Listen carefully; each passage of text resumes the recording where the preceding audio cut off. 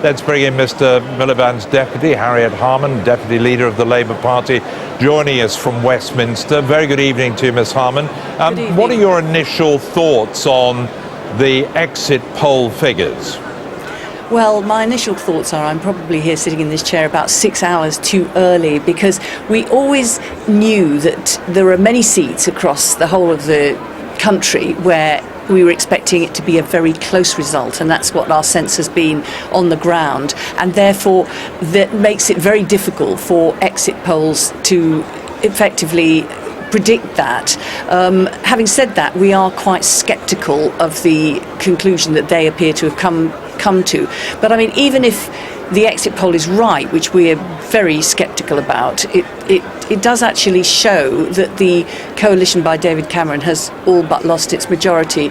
But having said that, we'll have to see the actual results. But we absolutely know from going around the country that people are very concerned about their family finances and the cost of living, and very worried about the NHS. So if it is the case that David Cameron has lost a majority for his coalition, then that wouldn't surprise me at all. But I'm very sceptical about that exit poll. Right, I mean, you're putting as positive a spin on it as you can from a Labour point of view, but in all honesty, it doesn't suggest that you've surged into a lead or have any chance of becoming a majority government yourselves. It's not a strong position as we head into a night of results.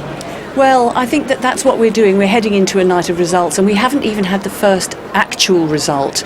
So I think, we've had polls all the way through this campaign showing it to be neck and neck. We've had we've had all our information back from our 4 million plus conversations we've been having with people on the doorstep. So I'm afraid the reality is that we'll all just have to wait and see until those votes are counted.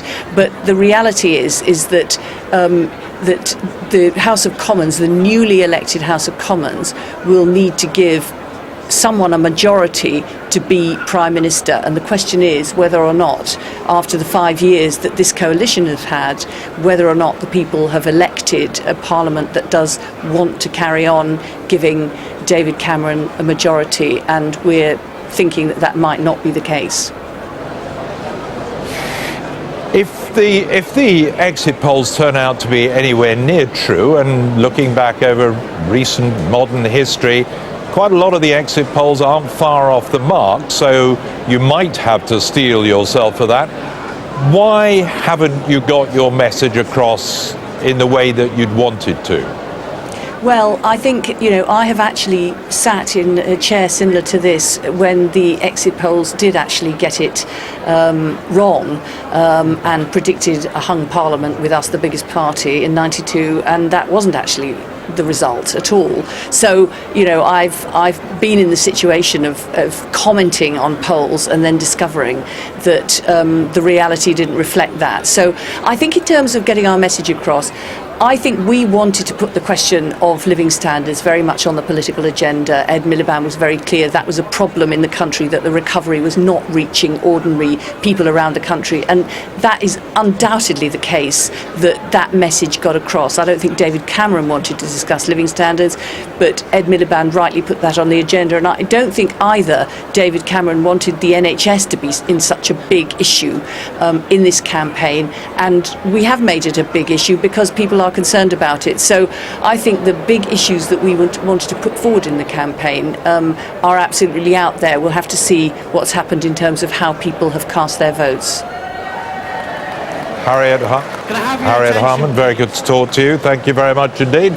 Straight across to a lot of activity in Sunderland and Amon.